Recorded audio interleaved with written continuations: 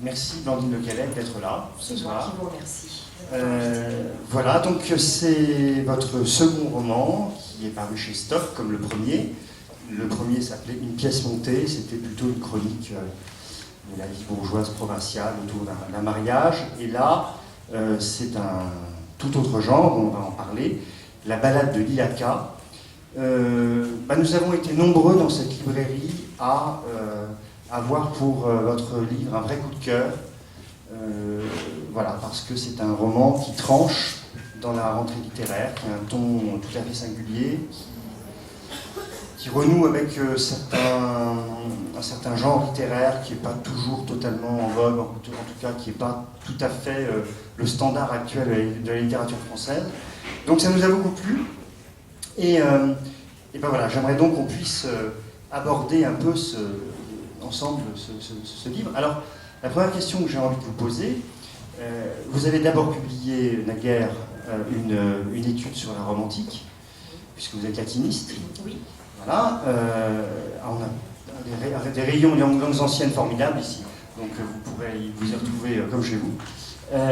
Ensuite, il y a eu ce premier roman chez Stock. Et puis là, nous sommes dans un tout autre genre.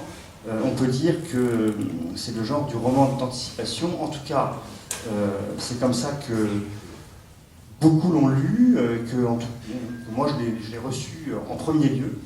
Et voilà, la question c'est de savoir mais qu'est-ce qui a été à l'origine de ce projet d'écriture, qu'est-ce qui a fait que vous avez écrit la balade de Lilaka. Alors à l'origine de ce projet d'écriture, et ce qui en constitue à mes yeux le cœur, vraiment le point névralgique, c'est tout simplement de raconter le rapport entre une petite fille et sa mère, le rapport tourmenté, le rapport douloureux entre une enfant et sa mère. Et c'est vraiment ça le point de départ du livre, retracer le parcours d'une résilience et parler d'amour maternel, parler de pardon. Et explorer donc ce lien un peu tourmenté qui peut être celui entre une enfant et sa mère lorsque les choses ne se passent pas forcément très très bien. Donc c'était ça mon projet originel et je voulais écrire un livre bref, assez dense pour explorer cette relation. Et puis très vite m'est venu comme une évidence le fait que je ne pouvais pas situer cette histoire dans la période contemporaine parce que ça allait devenir un témoignage un peu sociologique et c'était pas ça que j'avais envie de raconter. Et donc j'ai décidé de déporter l'action de ce roman, de raconter cette histoire dans un temps qui ne serait pas demain mais après-demain. Et voilà comment la balade de Lilaka est devenue un roman d'anticipation alors que ça ne faisait pas partie du projet initial. Il est vrai que l'anticipation c'était quelque chose qui m'intéressait et qui me préoccupait puisque j'avais déjà conçu dans le cadre d'un autre projet romanesque un univers légèrement futuriste que j'ai donc reversé dans ce nouveau projet romanesque en greffant en quelque sorte deux projets ensemble. Et voilà comment un projet initialement, disons, relativement modeste est devenu un projet plus ample et plus ambitieux. Alors donc au début c'était effectivement cette histoire de résilience, cette histoire d'un rapport marqué à l'origine par une grande violence, par une grande douleur entre une fille et sa mère. Donc c'était ça au départ. Est-ce que c'était une image? Est-ce que c'était un personnage qui se dessinait? Est-ce que c'était, je ne sais pas, une lecture ou un film enfin, qu'est-ce qui a été le fil que vous avez déroulé? Je parle dans le premier projet. Oui, oui. Le premier projet, je pense qu'il m'a été inspiré par un fait divers qui a beaucoup marqué mon enfance et dont vous vous souvenez sans doute, c'était dans les années 80, la découverte d'un enfant au placard, dont la France a beaucoup parlé. Et ce qui m'avait frappé à l'époque, c'était le visage de la mère, dont des photos avaient été diffusées dans la presse et qui était une femme très belle. Et ça m'avait vraiment beaucoup marqué dans mon enfance. Et quelques années plus tard, j'ai lu dans la presse une interview du petit garçon devenu un peu plus grand et qui revenait sur son expérience avec une lucidité, une intelligence, un détachement impressionnant, en même temps qu'il parlait de sa mère avec énormément d'amour. Et je pense que ça a été une sorte de fascination à double détente. Il y avait ce fait divers initial, et puis quelques années plus tard, cette interview de cet enfant qui m'a vraiment marquée. Et le personnage de Lila, qui est une fille, pas un garçon, mais est vraiment a pour point d'origine l'expérience de ce garçon, une expérience douloureuse, mais en même temps une capacité de résilience extraordinaire et une forme d'intelligence dans le retour sur son passé. Donc voilà, c'est comme ça qu'est né le personnage romanesque de Lila K. Et puis bon, ensuite, il a pris de l'ampleur, ça a été tout le travail de l'écrivain. Mais voilà l'origine du livre. D'ailleurs, dans le livre, et la structure narrative, puisque ça commence avec l'histoire de cette petite fille qui est toute petite et qui est, entre guillemets, arrachée à sa mère, on découvre petit à petit cet univers de violence. C'est pas posé au départ comme un fait divers qu'on apprend dans les journaux, la malheureuse petite fille qui sort de son placard. C'est quelque chose de beaucoup plus subtil qui s'échafaude petit à petit par couches successives. L'histoire de Lila K, je l'ai élaborée assez rapidement. Dès le début de mon travail d'écriture, j'avais écrit un synopsis d'une 20aine de pages, tout était en place. Et en fait, tout le travail romanesque a consisté à savoir dans quel ordre j'allais raconter cette histoire, comment j'allais la raconter. Et il m'est venu très vite à l'esprit l'idée de faire de Lila une amnésique, donc une enfant qui avait tout oublié de ce qui avait pu se passer et qui allait se lancer dans une enquête, à la fois pour retrouver sa mère dont elle a été séparée et pour retrouver les traces de son passé. Donc le livre est vraiment bâti comme une forme de roman policier, en tout cas d'enquête, où l'héroïne cherche des indices et résout une succession d'énigmes qui vont la mener progressivement à la vérité. En fait, tout le travail pour moi a vraiment été de savoir dans quel ordre les indices allaient arriver, comment la vérité allait être révélée très progressivement. Et c'est vrai que j'ai essayé des tas de combinaisons chronologiques. J'ai vraiment essayé. Ce roman a eu beaucoup de formes avant que j'arrive à celle-là. Voilà, ça a été vraiment un gros travail. Alors au début il y a quelque chose qui est très important, me semble-t-il, ce sont les sens dans ce roman. Alors il y a beaucoup de réflexions, on en parlera après, il y a beaucoup d'émotions, mais il y a un rapport au sens et au corps qui est extrêmement palpable pour le lecteur, et je suis très frappé du fait qu'au début du roman, au fond, Lila est handicapée dans tous ses sens. Elle ne supporte pas le bruit, elle ne supporte pas la lumière, elle a un problème avec les aliments, donc avec le goût, avec l'odorat. Et le toucher, il est absolument exclu que quelqu'un pose la main sur elle. Donc on sent que ça nous révèle un traumatisme, mais dont on ne connaît pas la nature, qu'on découvrira petit à petit. Petit à petit, le pulse se fera. Mais ce que je trouve très important, c'est que cette espèce d'histoire de résilience passe, je dirais, avant la réconciliation avec son émotion ou avec sa compréhension, par une réconciliation avec ses sens. Est-ce que c'était prémédité pour vous? Oui, bien sûr, c'était prémédité. C'est Lila qui vous l'a imposé. C'est un peu bon. C'est vrai qu'en écrivant ce roman, je me suis rendu compte qu'on prétend maîtriser le processus créatif, et c'est vrai que, évidemment, l'écrivain maîtrise une grande part de ce qui se passe dans le roman, mais je me suis rendu compte que beaucoup de choses m'avaient échappé, et que j'avais dit beaucoup plus de choses que je n'imaginais dans ce roman, et des choses sans doute très intimes, finalement. Donc c'est vrai, vous me taquinez un peu sur cette histoire, est-ce que c'est Lila ou est-ce que c'est vous? Vous avez raison, c'est quelque chose de très ambigu, le processus de création.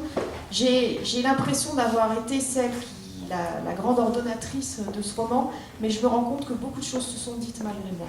Alors, cela dit, c'est vrai que à travers l'histoire de Lila, il y a cette dimension intellectuelle, presque de puzzle, d'énigme qui se résout au fur et à mesure, mais je voulais vraiment raconter l'histoire de l'éclosion d'un être qui au début, n'arrive pas à être dans le monde, qui a peur de tout, qui est dans un état de claustration totale. Et je voulais le mener progressivement et chaotiquement, parce que c'est vrai que cette réconciliation avec le monde, elle reste très, très fragile. Je voulais l'amener à une sorte d'épanouissement difficile, mais néanmoins qui s'accomplit au fil des pages. Et la dimension de sensualité me semblait très importante. C'est vrai qu'au début, Lila est une handicapée. Elle ne supporte aucun contact, tout est douleur, les odeurs, les saveurs, les contacts.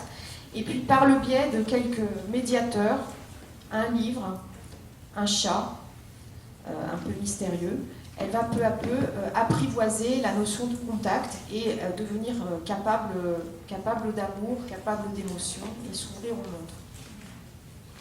Alors, effectivement, il y a ce qui est d'autant plus intéressant, on va pas tout dire, parce que ceux qui n'ont pas lu le livre, il ne faut pas leur dire, mais il y a quand même des révélations qui se font par les sens. Oui. Et voilà, et donc, il y a on a, avec des moments de très grande émotion, de très grande beauté, mais qui passent par l'odorat, par le toucher, par ça. Alors, vous parlez du chat. Parce que là, sinon, je vais trop en dire. Mais parler du chat. Oui, c'est ça. C'est difficile de parler de ce livre sans dire trop. Donc, je ne veux pas. Mais le chat, d'où vous l'avez sorti il est sorti de Lewis Carroll tout droit non c'est un chat dont je rêve. Donc, c'est un chat qui est un peu particulier dans l'univers de Lila K. Il y a des êtres génétiquement modifiés. Alors, ça donne au roman une dimension qui peut être angoissante, mais j'ai voulu aussi que ça donne au roman une dimension poétique. En fait, l'anticipation, pour moi, ça permettait d'aborder tout un tas de thèmes politiques. On aura sûrement l'occasion de développer cette dimension, mais pour moi, c'était aussi un potentiel de poésie. Et donc, le chat que côtoie Lila K, c'est un chat multicolore, mais dans un sens un petit peu particulier, voilà. Et c'est un chat qui change de couleur. Et dont on ne mesure jamais le degré d'intelligence. On dit que dans le monde de Lila, les animaux génétiquement modifiés sont plus intelligents. Donc on lui soupçonne parfois des capacités de compréhension extraordinaires à ce chat. Puis d'autres fois, Lila, que ce chat agace parfois, le ravale au rang de bête. C'est une créature un peu mystérieuse comme ça, dont la trajectoire, qui est presque un personnage, qui a une trajectoire personnelle, un peu parallèle à celle de Lila, et qui va, en quelque sorte, lui montrer la voie, lui donner une leçon de vie. C'est un peu son double, pareil. Oui. Donc il y a un effet miroir qui est fait. très... Alors, il y a quand même quelque chose qui est formidable dans votre roman, et à propos de ce chat, moi j'aime beaucoup ce chat. Il me plaît beaucoup, mais c'est que là, il y a une sorte d'insertion dans votre livre qui est quand même très pensée, etc., d'une sorte de poésie surréaliste là au milieu, et que c'est totalement vraisemblable. C'est-à-dire que moi, en le lisant, alors, je suis peut-être encore une âme d'enfant, j'en sais rien, mais j'ai cru complètement à ce chat. Enfin, ça m'a paru tout à fait normal qu'il y ait un chat qui change de couleur. Mais c'est quelque chose auquel j'ai été très attentive. C'est-à-dire que je voulais un monde décalé. Évidemment, le monde de Lila K n'existe pas, en tout cas pas encore. Mais je voulais qu'il soit totalement plausible et totalement réaliste, parce que mon but n'était pas du tout d'être dans le folklore, de ce qu'on peut appeler la science-fiction. Je voulais que cet univers reste de bout en bout familier et plausible. Et d'ailleurs, beaucoup de gens qui ont lu le livre m'ont dit « mais on n'a même pas l'impression que ça se déroule à une autre époque que la nôtre. Tout paraît vrai, tout paraît... » Et ça, c'est vraiment un sentiment que je voulais susciter chez le lecteur. Je voulais le déstabiliser, parce que c'est évidemment pas un monde qui nous est tout à fait connu, mais je voulais en même temps qu'il sente une sourde familiarité qui lui permet d'adhérer à l'histoire, à mon avis. Voilà. Alors, en vous attendant tout à l'heure, je parlais avec Mathilde, une de nos libraires, de votre livre, et elle me disait, au fond, elle avait envie que je vous pose cette question, je vais vous la poser, il y a quelque chose d'étonnant dans votre livre, parce qu'il est très visuel, très cinématographique, et en même temps, il n'y a pas de description du monde de Lila K. Il y a un moment donné la description de l'appartement, quand elle rentre dans cet appartement qui fait froid dans le dos. Enfin, la scène est assez... Voilà. Mais autrement, il n'y a pas de description très précise, et en même temps, on le voit. Et par exemple, moi, ça m'a fait. Il y a des scènes qui m'ont fait écho à des scènes de films. Je pense à la scène d'entrée, quand les gardiens, enfin, je ne sais pas comment on appelle ça, la police, je ne sais pas exactement, vient chercher la petite fille. Moi, ça m'a fait penser à la scène de Brésil, enfin, je ne sais pas si ça vous fait.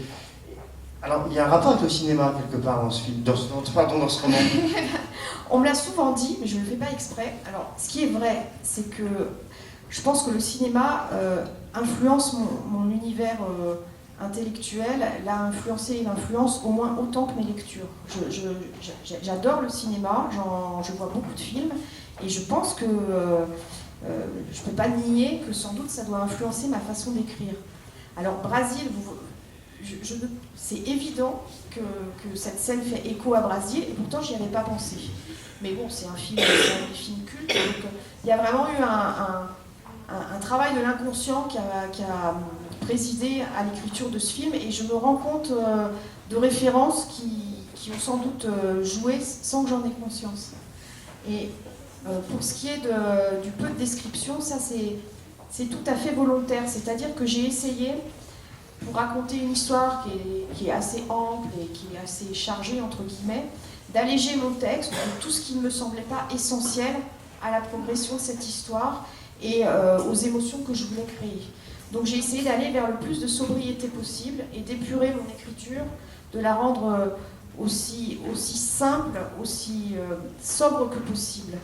Et j'aime bien l'idée que le lecteur doit jouer une part active dans la lecture d'un livre, c'est-à-dire que tous les détails qui ne sont pas utiles, je les laisse de côté et c'est au lecteur de l'inventer. Par exemple, Lila, je dis très peu de choses de son physique. Je dis qu'elle est frêle, je dis qu'elle est très belle, mais la couleur de ses cheveux, vous ne l'aurez pas. Donc c'est à vous c'est au lecteur d'inventer. Et j'aime beaucoup ça parce que ça veut dire qu'il y a autant de livres différents que de lecteurs. Et je trouve que c'est important de laisser une part active au lecteur dans la création finalement du livre. Il se crée à deux, quelque part. Alors, on va aborder, si vous voulez bien, l'autre aspect, mais les deux s'entremêlent et on passera de l'un à l'autre de toute façon, qui est l'aspect, entre guillemets, je ne vais pas trouver les étiquetes, mais vraiment d'anticipation. Alors là aussi j'ai une question un peu de base, mais que je veux vraiment vous poser, parce que moi c'est une littérature que j'aime bien. On pense à Orwell, on pense à Huxley. Moi je pense plus à Huxley qu'à Orwell, parce que je trouve que c'est un monde moins frontalement violent que le monde d'Orwell, mais plus sournoisement totalitaire, comme celui du meilleur des mondes, me semble-t-il. On pense aussi à Bradbury avec Fahrenheit 451 et les livres. Enfin, est-ce que c'est une littérature que vous avez beaucoup fréquentée vous-même et qui a peuplé votre imaginaire et qui vous a servi d'une certaine manière dans l'écriture de ce livre? En fait, pas tellement, c'est-à-dire que, évidemment, j'ai lu 1984 et Le meilleur des mondes et ça m'a marqué, mais je pense que ça m'a marqué parce que les thèmes abordés étaient des thèmes qui me préoccupaient déjà, qui me préoccupent depuis très longtemps, depuis la fin de l'adolescence. Figurez-vous que Bradbury, je ne connaissais même pas Bradbury quand j'ai écrit Lilaka, et c'est à la fin de l'écriture du livre, quand j'en ai un peu parlé à un ami, il m'a dit mais c'est Fahrenheit. Et vous n'aviez pas vu le film de Truffaut? Mais non, je n'avais pas vu le film de Truffaut. Je l'ai vu le dernier été avant de terminer. Mais bon, de toute façon, je pense que ces œuvres procèdent d'une interrogation sur la société contemporaine, qui a été celle aussi que j'avais quand j'ai écrit Lilaka. Voilà.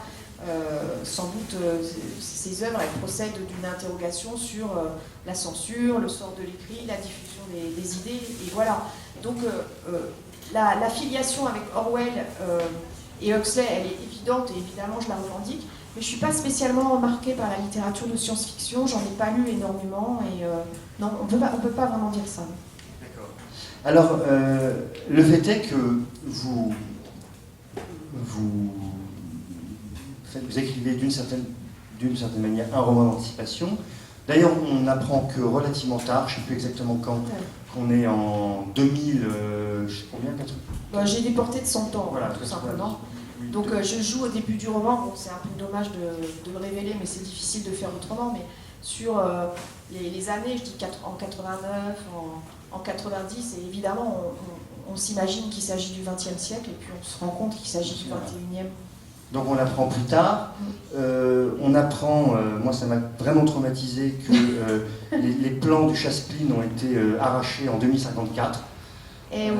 Donc vous aimez le chasse-pline le ou vignoble, c'est juste le nom? J'aime tous les bons vins et il se trouvait que celui-ci allait très bien avec le personnage qui le boit et il avait besoin de ce chasse-pline. J'avais commencé par Cheval Blanc, j'aimais bien l'idée que M. Kaufmann partait sur un cheval blanc et puis chasse-pline, c'est un tellement beau, joli nom que voilà, j'ai pas résisté. Donc enfin, c'est vrai que c'est donc 100 ans plus tard. Et ce qui est intéressant justement, c'est que ça revient sur ce qu'on disait sur les descriptions.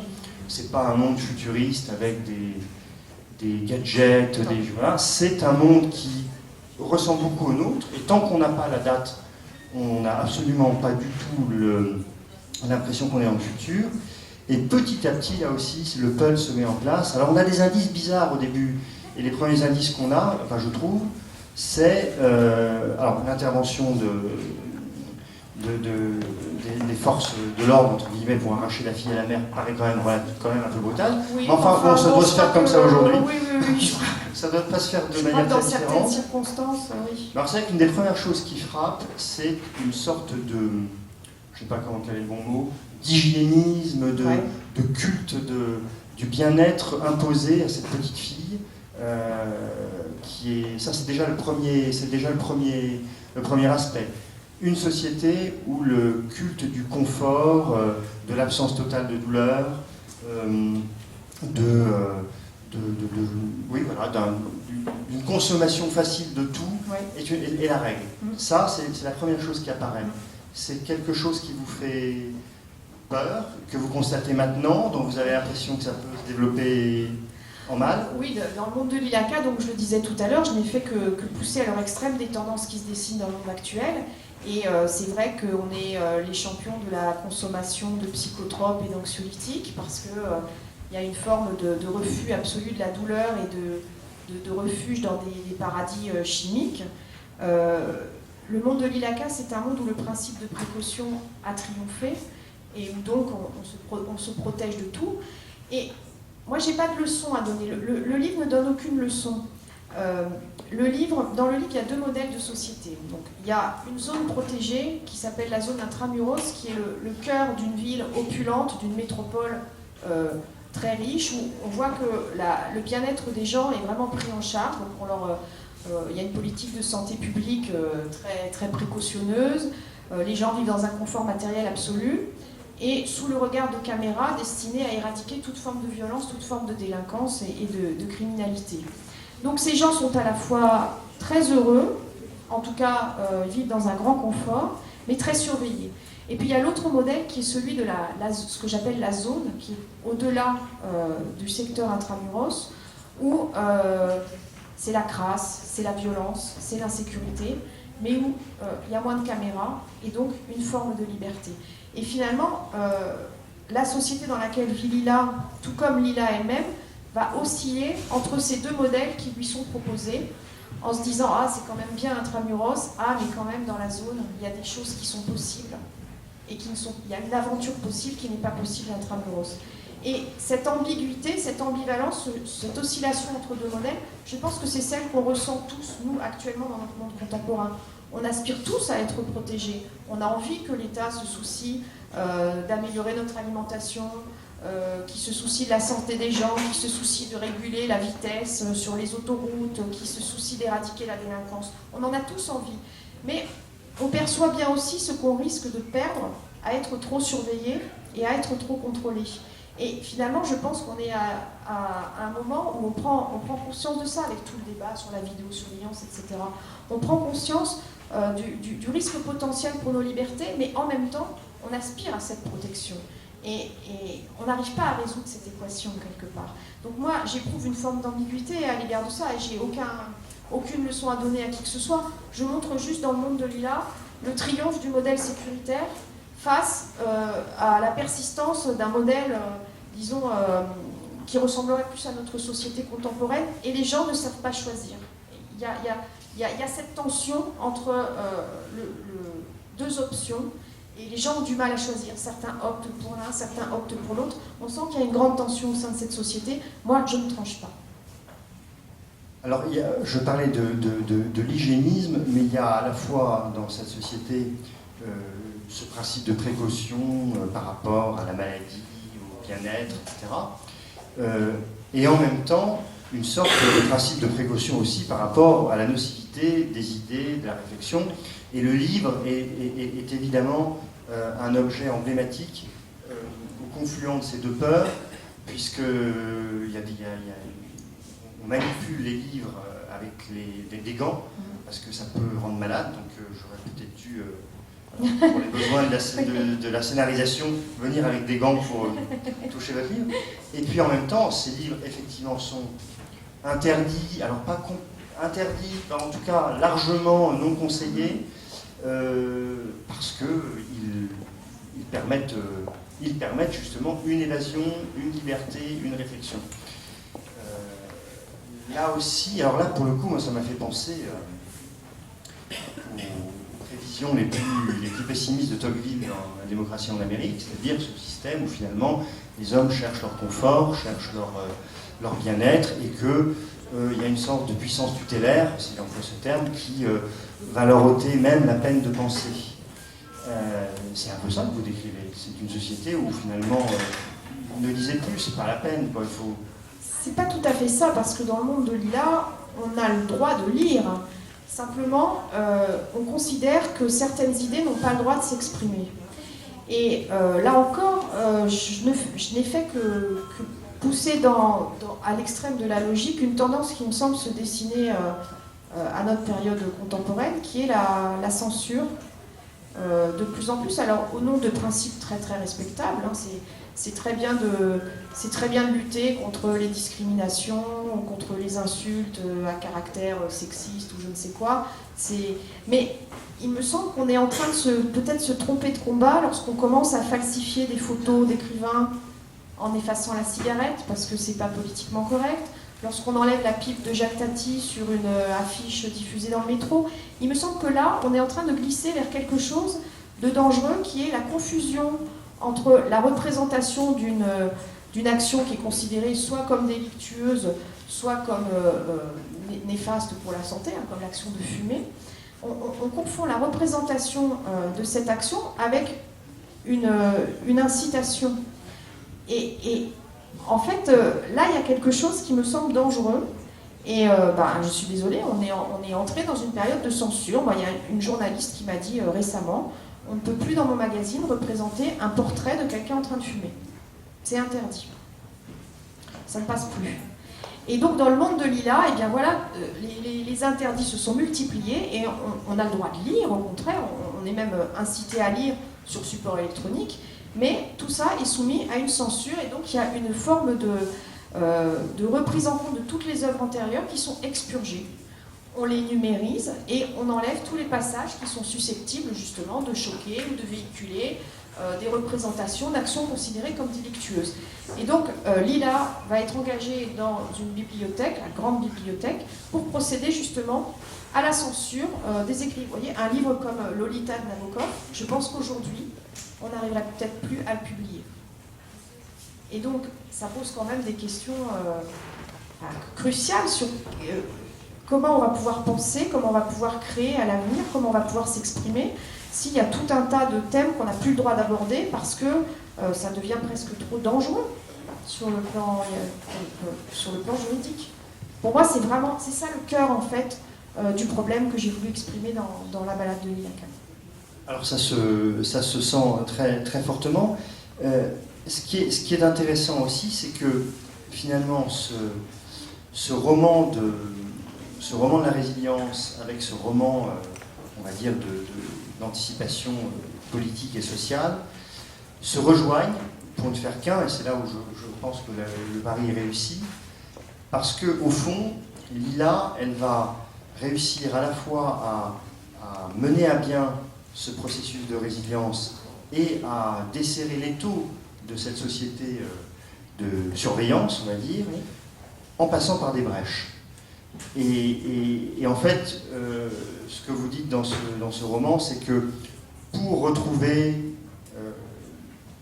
souvenir de son passé, pour retrouver, pour guérir d'une certaine manière. On ne sait pas si elle guérit complètement d'ailleurs, ça vous le direz peut-être, mais pour guérir d'une certaine manière, tout comme pour trouver un espace de liberté, il faut qu'elle s'engouffre dans les brèches qui sont laissées. Voilà. Et ces brèches, c'est avant tout des êtres humains qu'elle rencontre. Donc il y a plusieurs personnages, notamment le personnage qu'elle rencontre dans le centre, ou des personnages plus ou moins dans la bibliothèque. Ça, vous l'aviez. Est-ce que c'est quelque chose que vous aviez perçu dès le début, le fait qu'au fond, ce processus-là de respiration, il allait comme ça passer par des rencontres? C'était prévu, ça? Ou ça vous a...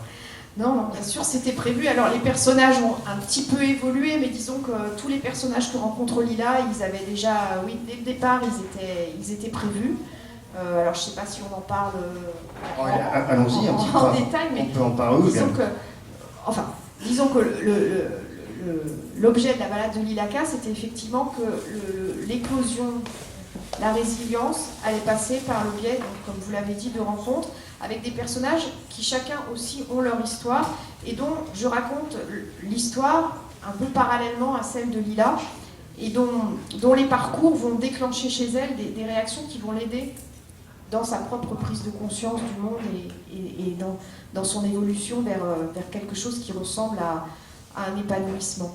Alors le personnage, le premier en tout cas, c'est un éducateur qu'elle rencontre dans le centre et qui a des méthodes un petit peu, qui a un personnage un peu solaire, très, très lumineux, un peu iconoclaste, et qui décide d'éduquer cette petite fille en développant les singularités qu'il voit en elle. Lui, il pense que l'éducation, ça passe par le développement en chacun de ce qu'il a de singulier.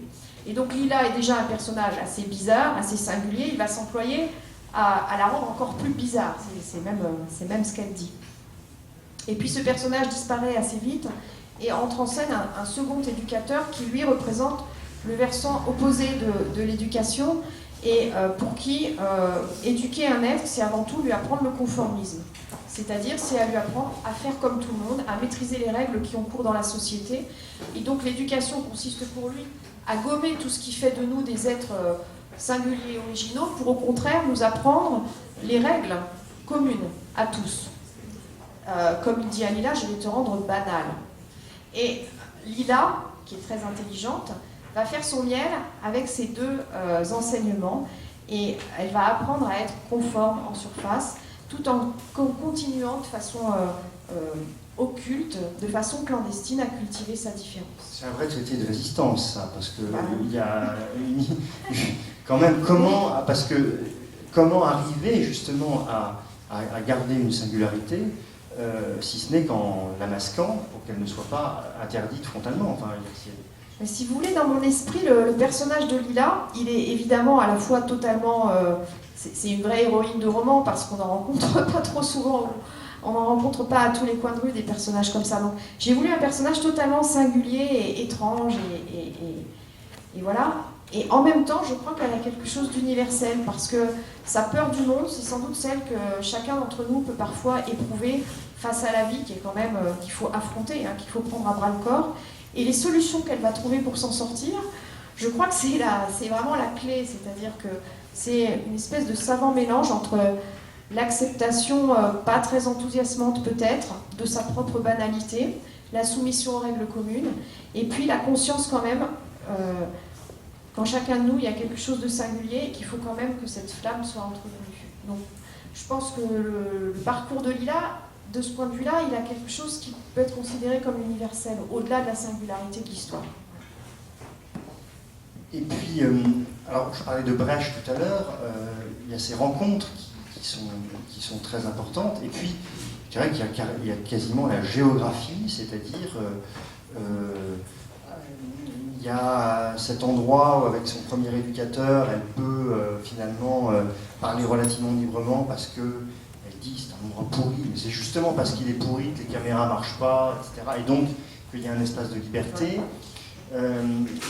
Il y a effectivement cette plongée dans la zone, puisqu'elle va à la fin, on ne va pas dire pourquoi, mais pour ceux qui n'ont pas lu le livre, mais elle va à la fin devoir faire le grand saut finalement, Ouais. c'est-à-dire aller de l'autre côté où c'est sale, où c'est moche, où on vit dans des conditions précaires, où c'est dangereux, où il y a de la violence, et donc faire le choix du risque par rapport à celui de... Mais tout ça se fait petit à petit, mais quand même c'est ça à la fin, que le message.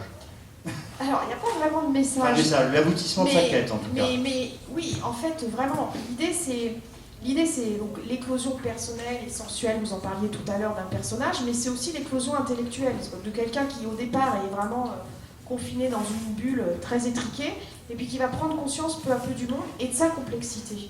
Et donc Lila passe d'un monde de certitude, qui est celui de son deuxième éducateur Fernand, où les choses sont simples et ne se discutent pas en quelque sorte, à un monde d'ambiguïté, où elle découvre tout ce qu'il peut y avoir d'attrayant dans la zone, de dangereusement attrayant, et je laisse ce personnage en suspens en fait, entre deux univers. On ne sait pas trop pourquoi elle va opter à la fin, mais en tout cas elle a pris conscience de la complexité du monde, et pour moi c'est aussi ça le parcours intellectuel qu'on est tous amenés à faire, en tout cas c'est cheminer vers plus de conscience, cheminer vers la complexité du monde avec tout ce qu'elle peut avoir d'insoluble et d'énigmatique.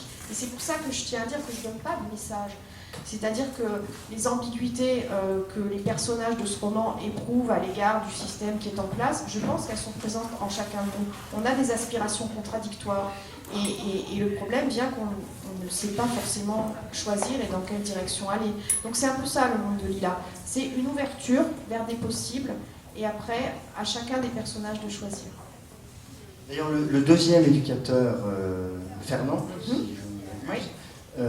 qui, a priori, nous est moins sympathique que le premier, M. Kaufmann, parce que le premier, c'est celui qui l'a fait lire, qui l'encourage à être singulière, qui croit en son potentiel. Enfin, l'autre croit aussi en son potentiel. Oui. Et le deuxième éducateur qui la guide vers le conformisme, vous n'en faites pas une description caricaturale. Il y a même des côtés touchants chez lui, même dans son histoire personnelle. Bien sûr.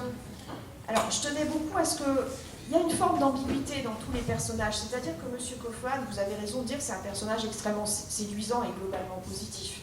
En même temps, on comprend très bien que si Lila était restée avec lui, et d'ailleurs elle le dit elle-même, il l'aurait rendue encore plus bizarre qu'elle ne l'était, et probablement que... à l'arrivée, il y aurait eu un échec, c'est-à-dire que Lila n'aurait jamais été capable de rejoindre la société civile, de sortir du centre. Donc Fernand a beau être peu enthousiasmant, et Lila le dit, hein, vraiment il n'est pas enthousiasmant, en même temps c'est lui qui va la servir le mieux, c'est-à-dire il lui permet vraiment de réintégrer le monde. Et je voulais que ce personnage soit tout en nuances, c'est-à-dire qu'au fur et à mesure que le roman avance, on sent que les certitudes que peut éprouver ce personnage sont un peu grignotées par tout ce qui se passe, qu'il est ébranlé, et qu'il serait peut-être même prêt à passer de l'autre côté. Enfin, la relation qu'il entretient avec Lila est assez trouble, c'est-à-dire qu'il est à la fois le censeur, celui qui éventuellement peut dénoncer des activités un peu illégales auxquelles se livre Lila, mais il est aussi le complice. Et on sent bien que c'est un être qui est travaillé par le doute. Et je voulais vraiment... qu'il y ait ces différentes strates dans le personnage, même si il va rester en retrait et dans une forme de discrétion douloureuse à l'égard de Lila. Merci, Marine Le Canet. Je vais demander s'il y a des questions pour ceux qui vous écoutent par rapport à qui vous seraient adressées et par rapport aux livres qu'ils ont peut-être lus. Madame. Alors on va vous passer un micro pour que tout le monde puisse entendre. Et surtout quand ça va passer sur Internet après, sinon on n'entend pas la question. Vous n'avez pas du tout parlé de l'espèce de naissance de... Enfin, moi j'ai lu ça dans votre livre, mais encore une fois, ce n'est que moi qui l'ai lu peut-être. Il y a quand même un sentiment amoureux qui va apparaître, aussi bien avec ces deux éducateurs d'ailleurs. Et puis ensuite il y a l'amour filial. Et en fait pour moi c'était surtout ça la progression du livre, c'est que finalement on s'aperçoit que dans ce monde qui est complètement formaté, prévu, organisé, rien, et finalement l'amour va arriver à déboulonner tout ça, si on peut dire. Pour moi, c'était ça le sens de votre livre. Oui, oui, non, mais vous avez tout à fait raison. C'est un livre sur le surgissement du possible, de l'impossible ou de l'improbable, dans un monde où tout semble programmé. Et le jaillissement du sentiment amoureux, aussi surprenant comme ça, qui cueille Lila presque malgré elle, évidemment, c'est un des jalons sur le jaillissement de ce qui n'était pas prévu. Et ce qui arrive au chat, c'est exactement la même chose. On ne va pas dire ce qui lui arrive, mais il y a quelque chose qui se passe qui n'aurait pas dû se produire et qui arrive malgré tout. Et on quitte le roman en pensant que peut-être que politiquement aussi, il y a des choses qui vont se passer alors qu'on aura tout fait pour les éviter.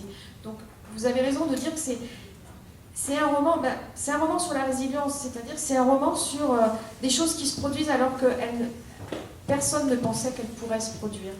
Et évidemment, je tenais à ce qu'il y ait ces événements pour montrer que, alors c'est peut-être un message d'espoir, pourrait-on dire, en tout cas pour montrer qu'il y a une forme de vitalité, il y a des forces qui parcourent le monde et qui échappent à toute emprise, échappent à tout contrôle. Et s'il y a un message d'espoir dans le roman, c'est celui-ci, c'est qu'une société totalitaire, à mon avis, ne pourra jamais perdurer de façon durable parce qu'il y a trop de vitalité irrépressible, il y a trop de surprises pour que ça puisse s'accommoder d'un total contrôle sur les individus. Donc merci d'avoir... Moi, c'est vraiment ça le sens Oui. de ce livre. Oui, mais vous avez raison. Oui, vous avez raison. Ce totalitarisme. C'est pas vraiment un totalitarisme. C'est une société... c'est une démocratie où tout ça est consenti par la majorité. Une démocratie pas très démocratique. Ah, il n'y a pas beaucoup de liberté. Les gens n'ont pas de liberté, ils sont entièrement surveillés par des oui, mais enfin, quand on prend le métro, on est surveillé, on se sent pas... Pardon, bref. Pour moi, le sens du livre, c'est que l'amour, finalement, va balayer tout ça. Va arriver à surnager ou à surmonter. Oui, mais vous avez raison. De toute façon, c'est aussi le sens de l'histoire personnelle de Lila avec sa mère. Oui, absolument. Voilà. Tout à fait. Merci pour cette question. Il y en avait une autre après que nous avons eu la première courageuse pour se lancer à l'eau. Non ? Madame ? Je n'ai pas lu le livre, mais je suis arrivée en retard. Qu'est-ce qui vous a donné l'idée de ce livre? Ah, c'était la première question. En fait, vous allez vous brancher sur Internet dans quelques heures ou quelques jours Je l'ai lu de et vous aurez la réponse dans une Je l'ai lequel. lu de vous avec joie, la pièce montée qui m'a vraiment un livre que j'ai trouvé absolument extraordinaire. Et voilà, Alors, on va pas répondre, on va pas D'accord. vraiment vous Non, redire en je deux peux mots. juste vous prévenir. en retard. Voilà, je ne vais pas vous répondre, mais je peux juste vous prévenir que La balade de Lilaka est un livre assez différent d'une pièce montée. Je pense que Ce que j'ai entendu. vous avez déjà lu. Tout à fait. Mais que, rétrospectivement, je me dis qu'il y a quand même une filiation entre les deux œuvres, en tout cas un lien, c'est-à-dire que, à mes yeux, la pièce montée, une pièce montée, est un livre beaucoup moins drôle qu'on a pu le dire. En tout cas, il y a une vraie tristesse dans ce roman, qui, à mon avis, est au moins aussi importante que sa dimension comique, même plus importante. Et je crois, en tout cas, j'espère qu'il y a un humour dans La balade de Lilaka. On n'a pas eu l'occasion d'en parler, mais Lila est un personnage assez caustique et c'est aussi un personnage qui est, comme elle ne maîtrise pas très bien les codes de la société, qui est souvent en décalage et ça donne quelques situations un petit peu piquantes, un petit peu comiques. Donc j'espère qu'il y a quand même que les lecteurs retrouveront dans la balade la causticité et l'humour qui est plus éclatante, c'est vrai, dans une pièce montée. Merci madame. Est-ce qu'il y a encore une question avant que nous concluions? Non. Eh bien écoutez, on va conclure parce que après on irait trop loin dans. Oui, on va parler de la fin du roman. Et oui, c'est ça, pas possible. c'est quand même un roman qui est fondé sur un suspense. Voilà.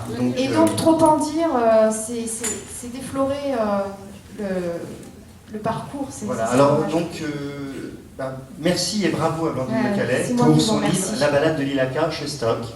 Vous pouvez l'applaudir.